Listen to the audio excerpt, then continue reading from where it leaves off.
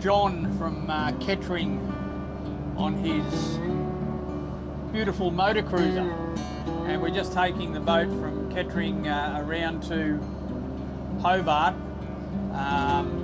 It's his sleeping quarters for the Wooden Boat Festival.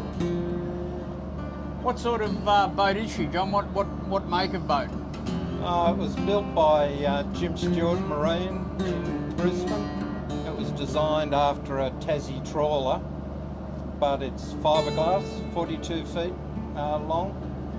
It's designed as a long distance, comfortable travelling boat, and we've done quite a few long trips on it, and it's a wonderful boat. It's got a 6-cylinder John Deere engine. It runs at about 1 litre a mile, and very comfortable.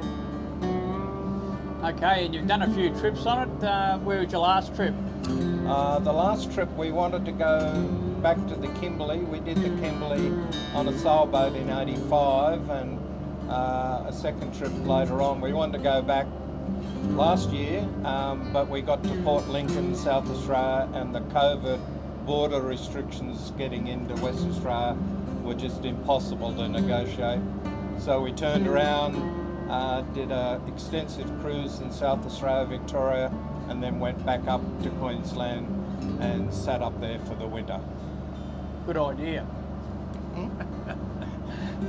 So a great boat for 2 people, but you've got accommodation for another couple, I guess, on board? Yeah, we've got a double bunk for us, and there's 2 single berths up the front for visitors if need be. And we also have a single bunk here in the dinette if we ever needed it. And we've got 2 bathrooms, one down below and one out the back. It's pretty comfortable. We've got 2,300 litres of fuel and the same in water, so we don't need to top up very often at all. Okay.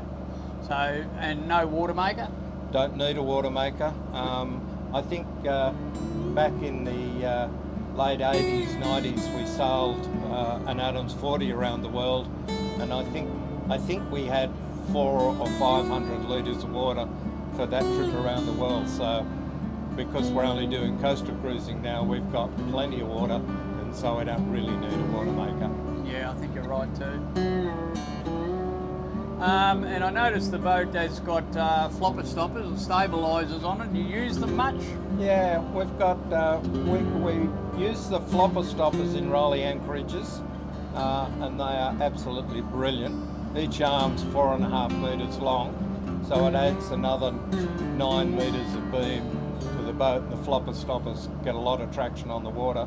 We've got paravanes for travelling, but really we've sort of decided that if we've got to use the paravanes, we shouldn't have left anyway. That's right. We're just into leisurely cruising these days. Yeah, you get that way after a while, don't you? Yeah. And you know, the Bureau of Meteorology is absolutely fabulous. I know they get bad press, but my experience is that they're very, very good, and we just usually use bomb, and if it doesn't look like it's going to suit us, we just don't leave. Yeah, and that's the way to do it. And the weather forecasting, from 20 years ago, the weather forecasting's phenomenal, I think. They very rarely get it wrong, if ever, and they might get the strength of the wind wrong a little bit, but very rarely they get the direction wrong. They're usually spot on with wind direction. But yeah, well, it's a lovely boat, and yeah, I'm enjoying this trip up to Hobart. We just come out of the Contra Costa Channel and just heading up to Durwood now, so it's fantastic. So what's going on, John? Well, our friend Roscoe has got a motor problem. We're not quite sure what it is, so we're just going to tow him into the dock in Hobart and get in and have a look. It's an oil pressure problem, so instead of roiding the engine, we thought we'd just give him a quick tow.